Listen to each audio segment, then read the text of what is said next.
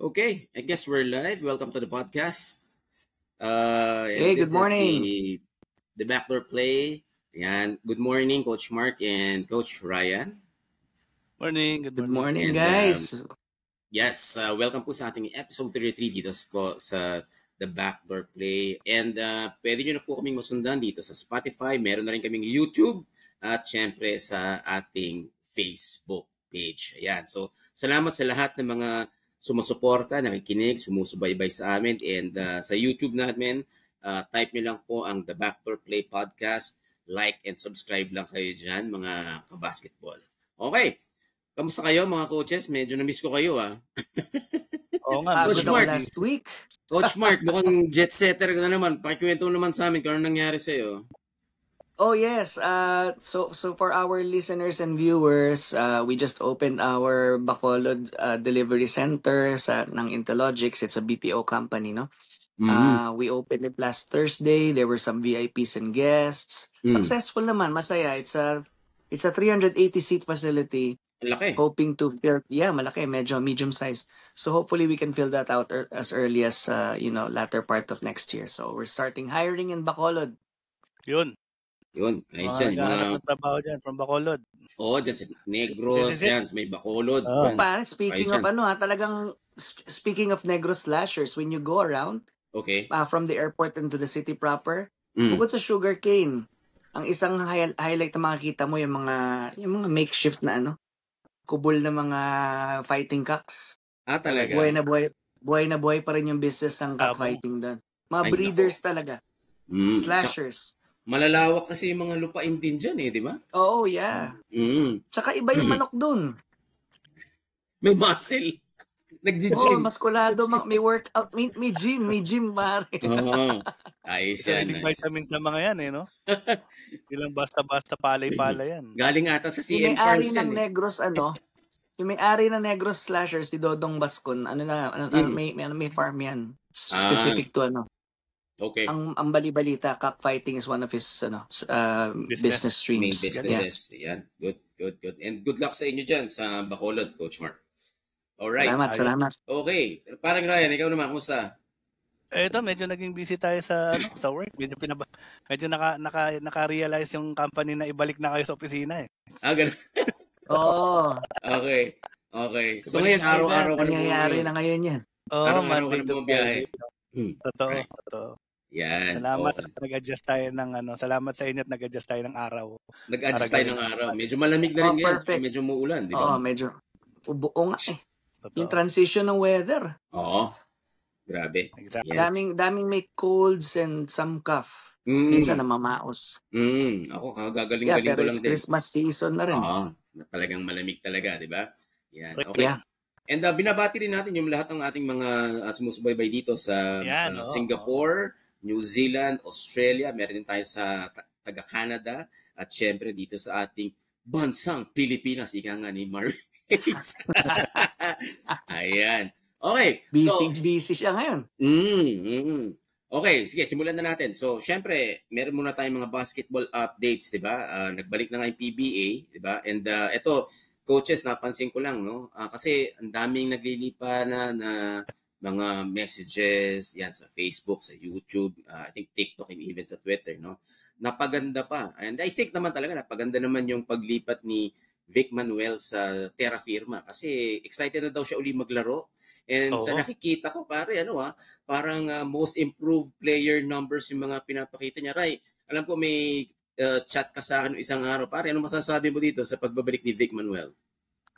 Ay, actually, isa sa mga friend natin yan sa FB. Dahil may kumpare tayo na kaibigan siya. Kumpare ko siya doon sa kumpare na yun. Okay. Okay, kung nakikinig si Bot Combate. Yan. Hello po, sir. Kumpare natin. Unang-una, masaya ako at nakikita ko ulit si Muscleman Vic Manuel. Oo naman. Unang-una wala siyang ginawa sa San Miguel Di ba? Nasayang. Nasayang yung years Nasayang yung years niya doon. Imbis na pinakita niya yung mga days na wala siya sa laro. And mas nakita pa yung laro niya, yung skills niya. Pero nakabuti rin siguro dahil mas gigil siyang ipakita kung kano yung kaya pa niyang gawin. Diba? Right. Pero hindi pa ata naglalaro si Terence Romeo, no? Ano yun? Injured ba yun? Ewan ko dun. Maraming, pagka nabasa mo yung FB niya, post niya sa FB, parang ang daming dramang nangyayari. Talaga? Ang dami pa rin niyang hinanakit eh. Pero, Coach Mark, sa tingin mo ba rito, nag-iintay lang to na matapos yung kontrata niya kaya and then lilipat na lang? Okay. Ano tingin mo rito? Hindi natin alam kasi kung merong plano ang San Miguel sa kanya, parang baka pit stop lang yan, hindi natin masabi. So parang hindi pa siya masyadong boost dyan no? Pero going back to Vic Manuel, ito alam ko patapos na yung kontrata niya. Hindi ko lang alam kung December or early of next year. Okay. So he has something to prove. And what Ryan said, I'm quite happy he's back on the playing court. Alam naman natin ang capability niyan. Taga PSBA yan, nung college, malapit sa Marikina. Diyan lang naglalaro yan sa open court. Diyan lang nagpalakas yan. Ang kagustuhan ko kay Vic Manuel, even nung nasa amateur pa lang siya, RNW Pacific Pipes yata yun sa D-League. Napanood ko yung practice niyan eh. So, si Topex pa yung coach. Topex Robinson pa coach nun.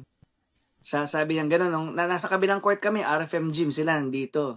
Pagdating ni Topex, lumapit sa amin, may 5 ba kayo dyan? Tawanan kami. Miniyaya kami maglaro. Tapos nagpa-picture kami ng Topex. Pero nung nagpa-warm up warm up pa lang nung sinabi ni Coach Topex na go strong, pare, no holds barred si Vic Manuel. Talagang dinadakdak niya yung bola. Warm up pa lang yun So doon mo makikita yung work ethic.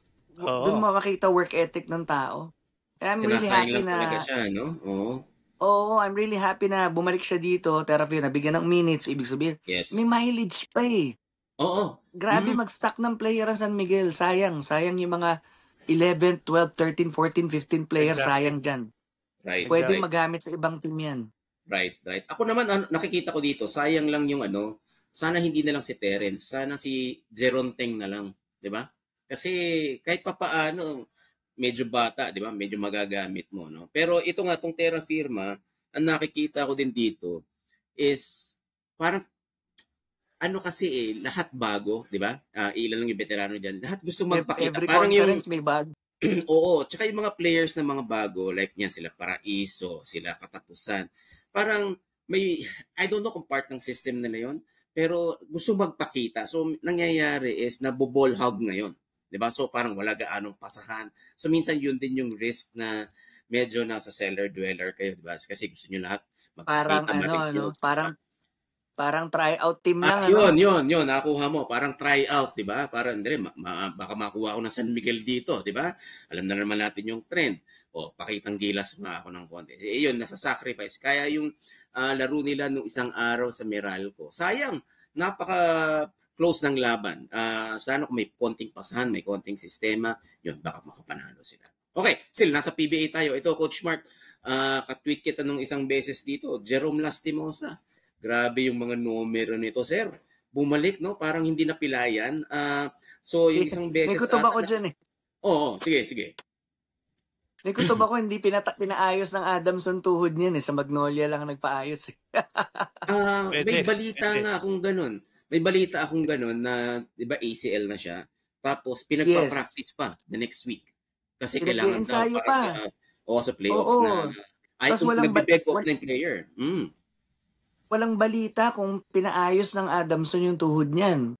Yes. Nung na-draft, 'di ba, nung na-draft siya ng Magnolia, sabi lang daw, hindi muna makakalaro ng first conference kasi aayusin, palalakasin pa daw. Feeling ko doon na lang inayos yun eh. Oo. Grabe. Pero mo naman parang good as new. Right. Pero anong masasabi mo dito sa plays niya ngayon? Kasi over the past 2 games, although paring Ray, medyo intro voice na naman ng Magnolia natin dito. Pero yung Jerome Lastimosa, parang talagang parang siya na yung pumapalit kay Paul Lee and kay Baroka dito. I don't know if I'm right. Tignan natin. Baka hindi pa nasasabihan na ito yung script. Parang political ba ito? Pag umabot sa ganung point. Kasi at the first place, yung pagpasok ng Paul Lee dyan, hindi naman ganun din ang laro, di ba? Hindi naman, hindi makikita mo nung pagpasok, sobrang lakas niya. Sobrang kumakamada yun, pare, sa rain or shine. Scoring machine eh. Pagpasok niya ng ganun, mga first season niya dyan, ganun pa rin. Dala niya yung intensity. Laro niya. Oo. Pero habang tumatagal, nakikita mo na eliminations na lang sila malakas. Okay. 'Di ba? Pagdating ng semis, laglagan na. Ito na yung script. Balik na kayo sa dati nyo, 'di ba? Hindi natin alam kung anong dito kay Jerome. Sana hindi ganoon, 'di ba? Sana hindi ganoon mangyari. Sana tuloy-tuloy yung pagganda ng laro at pagpapakita niya pare. Oo, totoo. Sana yun alam mo yun, yung passion pa rin sa laro. It's not about losing your job or patagalan ng career. Sana walang ganon. Right. Coach Mark, how about for you? Anong insights mo dito kay Jerome Lastimos? Maganda yung pagkakabawas na Gio Halalon, number 1. Oo, sabagay. Kasi kapag nandyan si Halalon, hindi magagamit si Jerome, no? Jam-packed yung position. At maganda nandyan si Paulie, maganda rin na nandyan si Barroca, nagaguide yung bata. So now, he can mature to the role. Hindi yung tipong pagdating sa kanya, galing surgery, sa'yo bola. Mahirap yun. Yung weight nasa iyo, ano? Ang hirap yun. Yung weight nasa kanya. So mabuti nandyan si Lee, nandyan si Barroca to guide him. It will allow him to mature this year. Next season, baka yun na yung niya. Yun na yung season niya. Considered pa rin ba siya as a rookie? Oo, no? Of course. Kasi second yes, of course, lang tayo dito. Okay. Pero baka hindi mag-qualify Rookie of the Year? Kasi baka yung hindi first, nangunguna si RJ Barrientos Kasi hindi, sayang yung isang kala mo, veterano na yun Hindi mo kang rookie. Laro pa lang. Eto, last na natin sa updates natin. Ito, veterano na rin to sa amateur. Papasok na to sa Converge. Ito, ang Pampanga back-to-back champions. And si Balti Baltasar, ang back-to-back MVP. Parang parang nahulaan na natin to, di ba? Parang writings on the wall na to So, na-sweep nila yung Quezon sa Dubai, and then mismatch. Parang di ba? Parang ika nga ni Ryan, parang may script talaga kasi nung game 3 Pampanga doon na nag-champion. Pero I don't know, Ryan, napanood mo ba to nasubaybayan mo ba tong series ng MPBL? Parang masasabi mo? Actually, nung first game, sinubaybayan ko kasi nga nabilib ako dito kay Gonzales, kay LJ. Okay. Which is, pagdating ng finals, nung nakaharap na sila nila Baltasar, nawala siya Although kumakana pa rin naman siya. Injured ba? Hindi injured. Ano siya? Basa yung laro niya. Kasi halos siya lang yung playmaker Magsisimula sa kanya yung bola, mas bahala na siya kung i-dediretso niya or ipapasa niya sa labas. Alam mo yung sistemang interbarangay ba? Pagka may star player ka. Diba? Ganyan lang MPBL Ganun naman. Kahit nung kabataan natin, ganun Pag may star player kayo, pagbaba nyo ng bola, kanya kagad yung bola. Tapos depende na sa kanya kung ipapasa niya o itutuloy niya. Ganun nangyari sa kanila. Which is, sa tingin ko, yung sistema nila is very predictable. Predictable. Tapos yung mga kalaban mo, merong isa dyan galing Gilas which is the MVP. Batak na, di ba? Oo, mamang-mama na lumaro. Kahit sabihin natin, bata pa sa inyo yan. Pero may kita mo naman yung galawan niya. Experiencado na yan. Right. Okay. Coach Mark, sa'yo naman, ang tanong ko dito, alam na naman natin, di ba? Road to the finals. Alam natin kung sino na talaga yung magcha-champion, yung mag-MVP. So ngayon, napupunta na si Justin Baltasar sa Converge. Anong impact nito sa Converge? Kasi ito na, meron na silang Jordan Heading, di ba? Tapos nagpipick ng gusto si Justin Arana. Stockton, nagpick na rin. Itong pagpasok ni Justin Baltasar, may lulugaran ba siya dyan? Especially na ngayon is ilang height limit ng imports. Yes, Coach. Yung imports tingin ko, and may pera ang Converge, may SGA dyan So feeling ko dyan, pag dumating na si Baltasar at integrated na siya sa system, baka mag-switch ng import yan. Kukuha ng scoring import. Okay. Score para mapagsabay yung dalawa. Otherwise, pag nag-stick sila sa big man import, mangyayari niya, magpapalitan ng oras si Baltasar at si Aranya. Which is counterproductive to me, no?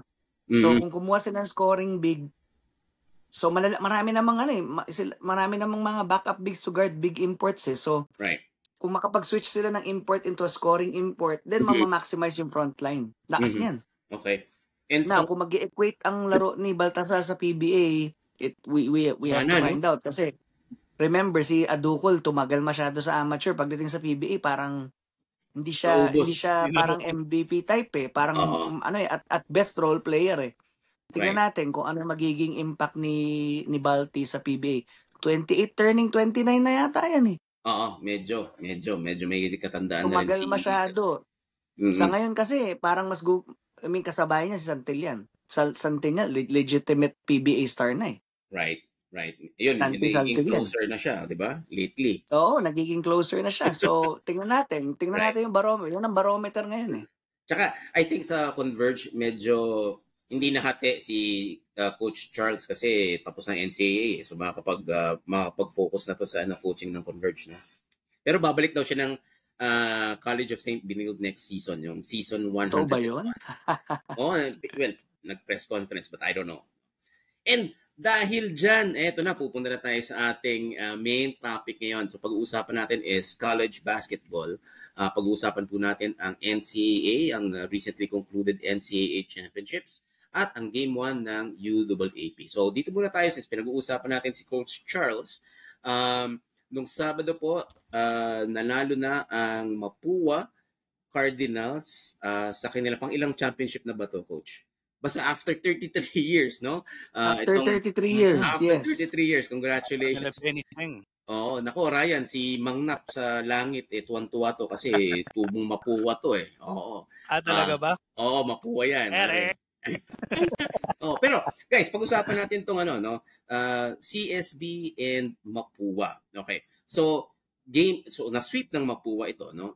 And everybody was really rooting for College of St. Benilde. Kahit ako. Kasi ang ganda ng sistema nila, number 1 seed sila. Pero, Coach Mark, paano natalo ng Mapua itong College of St. Benilde na to? Out of the past 4 seasons of the NCAA, nakatatlong final appearance yan. Sa bagay, malakas na talaga to, di ba? Yung roster na yan, I think 3 or 4 of them have gone through, or maybe 5. 5 of them have been in the finals last year against San Beda. So pagdating sa finals atmosphere, no question about it. Andun sila, their battle scarred, no? Right. And then yung nakita mo yung kontrapuelo sila sa Benilde, yung bilis, yung speed, yung outside shooting. And then yung veteran leadership ni Clint Escamis. Naka-focus ang depensa sa kanya, pero I mean at the end of the day, naka 4 players nag-double digits sa kanila ng finals eh. Exactly. So talaga sad to say, Charles Chu is a good coach, pero he was outcoached by Randy Alcantara that series. Hindi siya nakakuha kahit isa. Oo nga eh. Sayang, di ba? Ganda na ng panalo niya sa San Beda. Akala natin magtutuloy ito. Kasi yun yung parang tinik sa kanila eh. Di ba? Yung San Beda. Yes. Sa sobrang focus nila sa bigs. Focus nila sa bigs ng San Beda. Pagdating sa finals, maliliit to ah. Kaya sila doon. Yan. Medyo nagulat sila doon. Right. How about for you, Ryan? Pare, napapanood mo to, di ba? Anong masasabi mo dito sa championship ng Mapua? Well, actually, yung tingin ko dyan, no, yung College of St. Benilde, parang nagkaroon sila ng too much confidence sa sarili nila. Rank number 1 no? Sila yung number 1 eh. Yung Mapua naman, habang pinapanood ko yung mga highlights nila, yung mga past nila, masipag eh. Ang sisipag nila. Lalo na itong last game which is yung nag-champion sila. Yes. This Cuenco, Mangubat. Oo. And yung Habilya ba yun? Hubilya, Rookie of the Year. Hubilya. Pare, bawat bato sa labas. Batsa, no? Ang lalayo pa. Oo. Sabi ko po, alam mo yung magaling na buenas pa. Di ba? Ang hirap bantayan nun, Coach. Ang hirap ipanalo ng laro pagka ganun yung kalaban mo. Yes. Pero, I agree. The players of St. Benilde was there. Alam nila yung ginagawa nila. Hindi sila nawala sa sistema. It just happened na ganun lang talaga yung nangyari sa Mapua na sobrang lahat ng bato pumapasok. Yes. Diba? Kahit may bantay eh. Harap-harapan, Saka pinabantay yung tipin naman. sa pare, daming steals doon. Totoo. Ang dami ring steals. Tapos, ko, ano bang kinakain itong mga to? Ang bibilis. Walang pagod, no? Ang bibilis, oo. Parang, iniisip ko, parang nag-energizer ba itong mga to? Tumatakbo si Intramuros, pare. Pag umuupo ba ito, nilalagyan ng makina sa likod. Chito Victolero, nandyan din. So baka may konting rin yun. Bumubulong kay Alcantara. Magkakampi yun eh, nung championship year nila eh. Pero, wala naman against with College of St. Benilde. Andun pa rin naman sila. They play their best. Magaling naman talaga. It just happened na lahat ng 3 points nung tatlong tao na yon. Tsaka yung isa nga, yung leader, yung may ano rito, si Escamis. Magaling din. 24 na yun, hinog na yun. Kukunin ni ano yan? Kukunin ni Yengyao yun, kapwesto ni Nokum. Sana, no? Sana. Pwede, oo. Ako naman, nakita ko dito, parang UAAP versus NCAA. UAAP kasi ang College of St. Benilde, kung mapapansin nyo, I don't know kung ako lang, parang laruan niya UAAP, pasa, set play, 'di ba? Depensa. Ang Mapua, tama sinabi mo Ryan, takbo eh. Rat-rat ang rat-rat eh, 'di ba? Tapos walang parang walang set, itira mo, bahala na. Alam mo yung larong kalye, no? Yung larong kalye ba? Interbarangay, pare. Parang ganun eh. 'Di ba? Walang sistema, 'di ba? Pasa mo, sinong libre, tira. So, doon I think pave well yung laruan ni Clint Escamis. So, first game 30 points. Second game, naka 18 points lang siya. Medyo tinaon na siya ng second half. Pero I think nung first quarter, may 2 3-pointers kaagad siya. So yun yung medyo nagpalamang sa kanila. At ang lalayo. Oo. Tsaka isa pa, yung sinabi mo kanina, itong si Lawrence Mangubat, Chris Hubilia, pare, tsaka yung Cuenco, yung Mark Cuenco. Yun parang, alam mo yung alahoy na lang, pumapasok pa sa 3 points. Sa 3 points. Hindi lang isang beses, pare. Oo. Hindi lang isang beses. May isa pa atang 3 points na boarding si Mangubat na 3 points Parang sabi ko, wala, ang hirap depensahan ito. So, ito naman sa College of St. Benilde, yung MVP, season MVP na si Allen Liwag, medyo natao rin siya 14 points. Pero yung bumuhat talaga is itong si Justin Sanchez and si Winston Inot. Tama ba ako, Coach? Mark, itong si Winston Inot, kasama to sa Dubai ng SGA, yung kila Dwight Howard. Yes, Tony Inot. Ayun. Tony Inot, kasama siya si Sanko ba? Kung di ako nagkakamali. Dalawa sila. Veterano. Sanko hindi masyado nagamit doon. Okay. Pero veterano na yan si Tony Inot. Alam ko, nag-iisip yan kung maglalaro pa ng 1 taon o hindi. Right. So sayang naman, and I think, siguro nakadagdag dyan, no? Kasi pula versus verde. Yung mga pula, kumapit sa pula, San Beda, kasi galing yung mga ibang player ng St. Benilde sa San Beda di ba? So parang nag-cheer sila sa Mapua. But again, I'm very happy for Mapua. Pero yung alam ko dyan, yung Letran nag-cheer sa Mapua, Intramuros Intramuros din. Benilde, wala Sila lang di ba? Tough lang Tough lang sila dun Pero may Lyceum pa sa Intramuros. Isa pa yun, which is I think pumasok din yun sa Final Four kung hindi ako nagkakamali. Final Four, oo. So yung tatlong yun, magkalaban yan, mag-rivals yan. Pero pag may minsan pumasok sa finals, kakampihan ng Intramuros, taga-Intramuros din. Ganunan lang talaga, kampihan. Oo. Yan, okay. So again, congratulations sa Mapua, tsaka yung mga kaibigan natin dito sa Facebook, sa Twitter, sa YouTube na mga taga Mapua. Yes, well-deserved. Sa inyong lahat. Wow. Sabi grabe, no? Sabi ng isa, it took us 100 years pala para maka-season 100 para maka-champion. Big win yun. Sila yung maaalala sila sa champion sa centennial year ng NCAA. Oo. It's a big thing. Grabe yan. And then, maganda, founding member din yata Mapua. So, tama lang na siguro manalo sa 100 ng Ganda. Story. Actually, parang parang yung first time ulit nanalo ng UP, yung buzzer beater. Kagulangan, di ba? Oo. Ang gandang segue niyan, parang Ryan. Yan, at ito na tayo ngayon. So, papunta tayo dito sa UAAP. Okay. So guys, nasa Araneta rin, yung Game 1 kahapon, tinalo ng UP ang De La Salle University on a score of 73-65. Hindi ko inaakala na magiging ganito kalaki yung lamang. In fact, medyo may bet nga ako sa La Salle yesterday. Pero nagulat ako kasi nanalo ang UP. So, I don't know if you guys were able to watch this. Pero, Coach Mark, syempre, congratulations sa UP. Pare, anong ginawa ng UP na tama dito against La Salle? Tingin ko, yung second half clampdown nila kay Kevin Kiambao. Nakatulong yan. He was very hot in the first half. Parang hindi mo mabantayan ng first half 18 points first half. So nag-adjust sila, naglagay sila ng small forward magbantay sa kanya, si Alarcon, nagtatandem kay Jacob Baila.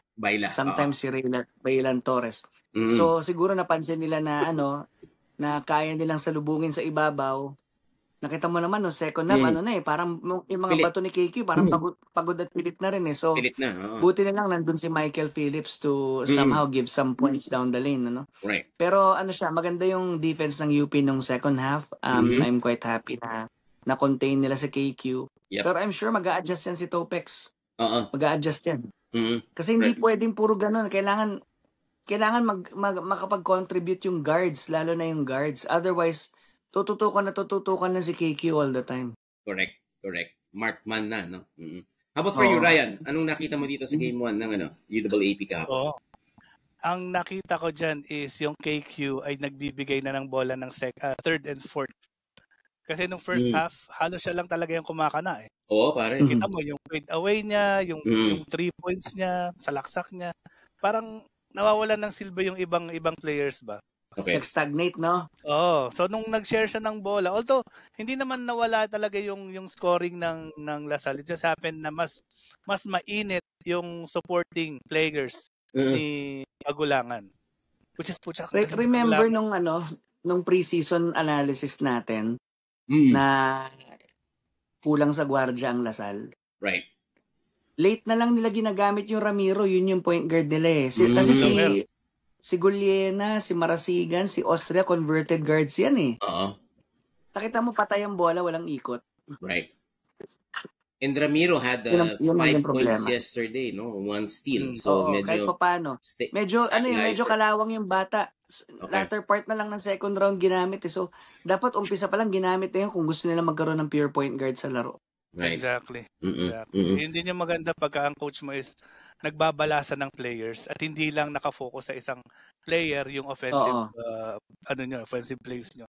Kailangan talaga umigot yung bola para in case of, 'di ba, matrap yung main guy mo, alam niyo kung kanino babagsak at lahat confident na tumira. Tama. And sa akin nakita ko yun, no. Tama kayo kasi Kevin Kiambao 18 points nga nung first half and I think 1 point na lang siya nung second half. And yun nga, tama. Si Coach Mark kasi tumulong talaga si Mike Phillips.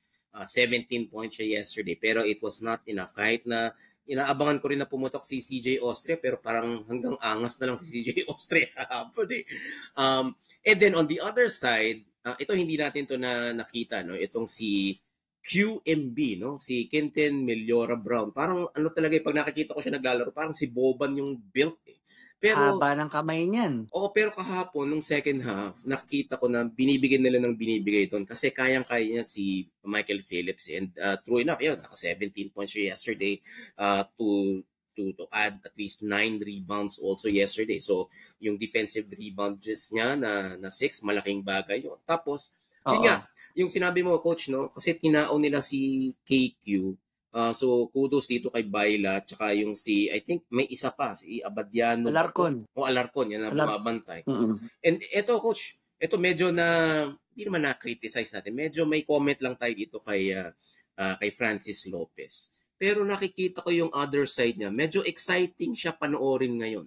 Kasi sumasalaksa. Or I don't know if it's matchup problems also for DLSU. Kasi very free-willy si Francis Lopez ngayon eh. Remember, pinag-usapan natin na like 2 or 3 episodes ago na ito magiging X-factor si Francis Lopez. Right. Athletic ability, skill-wise, siya lang ang pwedeng, hindi naman katapat kasi ibang level si KQ. Pero siya yung pwedeng mag-match up talaga kay Kiambao, point for point. So, tingin ko, with him playing most of the power forward position, may constant threat sa 4 eh. So, hindi mo nalilibre si Meliora Brown. Right. Napansin nyo na second half, man-to-man, halos lahat ng puntos ni QMB nung nagdepensa ng Lasal man-to-man. Nung nag-adjust sila ng zona, nung last 4 minutes, last 5 minutes, naaagawan na ng bola eh. Right. O nag-zone na yung Lasal eh. Galing din talaga ng coaching staff eh. Nakita, nag-adjust eh. Yun nga nung sinasabi nila na dapat sa next game, abangan ng UP yung 2-3 zone ng Lasal. Ang lalaki eh. Dapat lang naman talaga siya mag 2-3 zone. Kasi yung guards nila, di ba pare, pag sumalubong kay Kagulangan, 2-6-1 yun. Matatabunan si JD dun. Lalaki nung Austria, Guliena, Marasigan. Lalaki nun. Papasok pa sa'yo na si Mike Phillips. May sasalubong pang Agunane, Philips, Kiambao, di ba? Manlalaki niyan. May ano ba? May foreign athlete bang UP?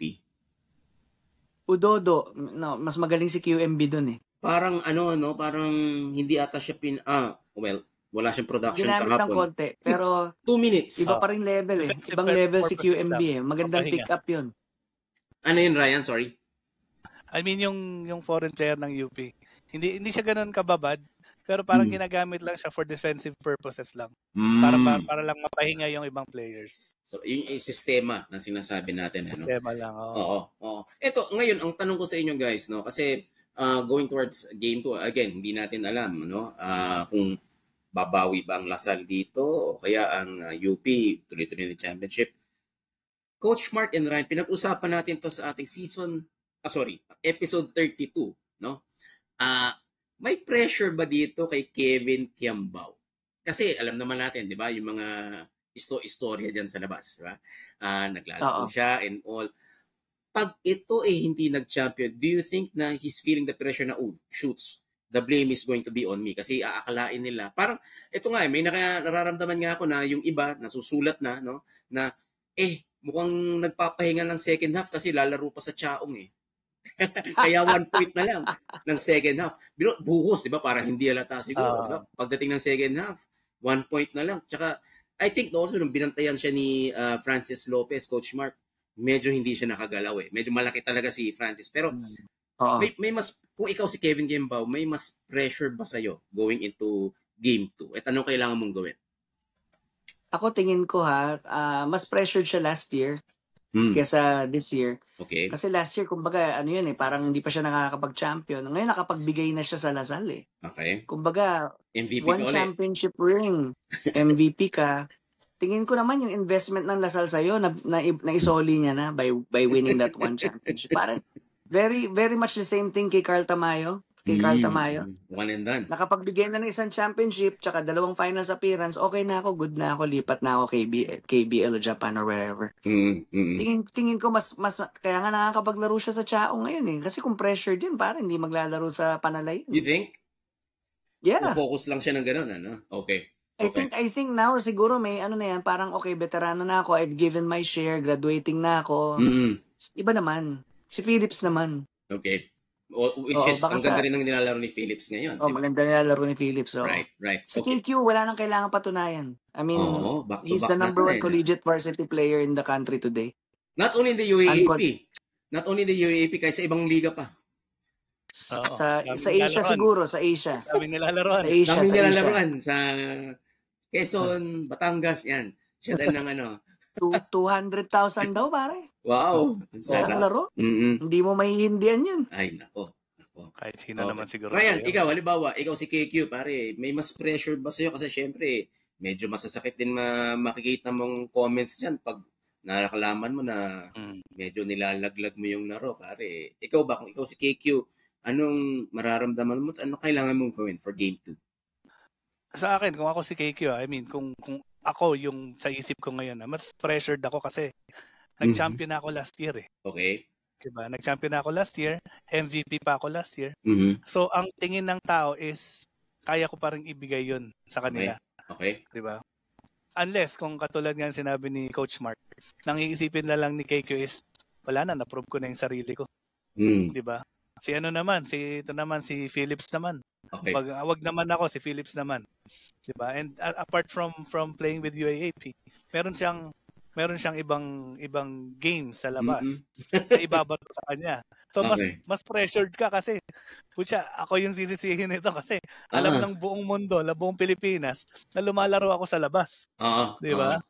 Or malaking pressure din 'yun. Do you guys think, kung halimbawa ganun man, di kaya nagre-reserve o nagpe-preserve na lang kaya ito? Kasi, di ba coach, may nakita tayo na balita na after ng game 3, lipad kagad daw to sa Korea, which is about 360 plus or 70,000 in a year, na sweldo. Do you think medyo nagpe-pacing na lang din to or something? Siguro it's not gonna be the same na parang magbubuwis buhay siya. Ano na rin yun? Pigil na rin yun siguro. Nag-iingat. Oo. So I think I mean, you wouldn't want to waste 3 years worth of a contract to get injured, no? Right. Siguro nandun pa rin yung konting element. Hindi siguro siya 100%, mga 95. May konting ano yan, may psychological factor yan. Okay. Alright. Okay. Pop quiz para sa inyo mga coaches. Kung kayo si Topex Robinson, how will you equalize game number 2? Coach Ryan, anong gagawin mo para sa Lasal players mo? First half pa lang, share the ball. Diba? Not only KQ. Dahil si KQ lang magiging mainit buong game. Okay. Yun lang yun. Share the ball.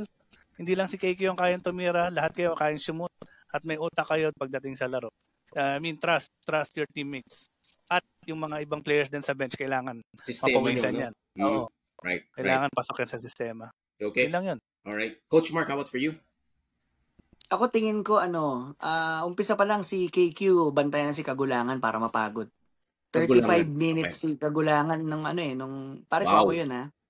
Kasi, ibig sabihin, pagod yan. So, yung recovery niyan will take a while and whatnot. Okay. So, pagdating ng game 2, may pagod factor yan. Kung bigyan mo ng malaki agad, yung switch over mo lang. Na medyo mabilis first 5 minutes. First 5 minutes, yung kamay ni KQ mahaba eh.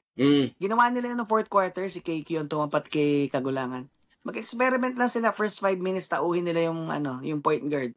Kasi hindi pwede maglaro ng another 35 minutes si Kagulangan. Kailangan si Felicilda mabigyan ng oras. Kung ako sa kanila, they should shadow the guard.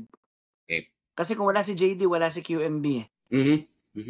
Okay. Now, babalik rin ko naman. Kung ikaw naman si Coach Gold, how will you assure the championship of UP come game 2? So ako, syempre, mapipredict na sa QMB. Malamang dyan, magzuzone.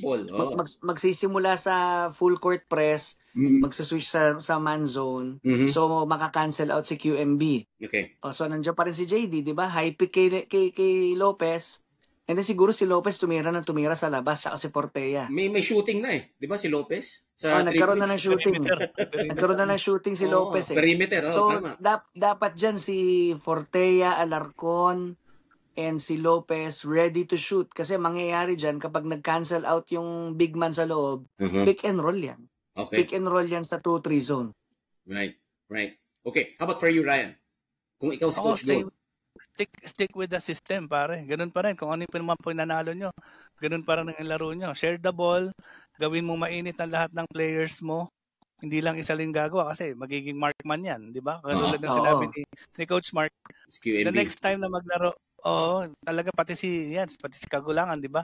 Ang init nung unang laro eh. Malamang talagang babantayan na yan. So, kailangan mong maging ready yung remaining four mo sa loob para mag-step up, hindi lang yung main man mo. Same system pa rin. Ganun lang naman ipapanalo niya kahit sa international game, yun lang naman talaga ang key play para manalo. Share the ball. Although kung magte-take ako ng risk, napansin niyo wala si Sean Alter ng game 1. May outside shooting yun eh. Tingin ko kapag na-check si QMB, bigyan nyo ng minuto si Sean Alter. Magkakaroon ng ibang dynamic yan. Hindi mababasa ng Lasal yun. Kasi parang Mason Amos yun eh. May tira sa labas.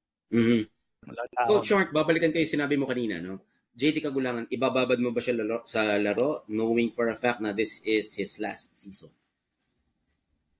Siguro 32 minutes at most. Kasi hindi ko alam kung magka-game 3. Okay. So you're thinking ahead na. Okay.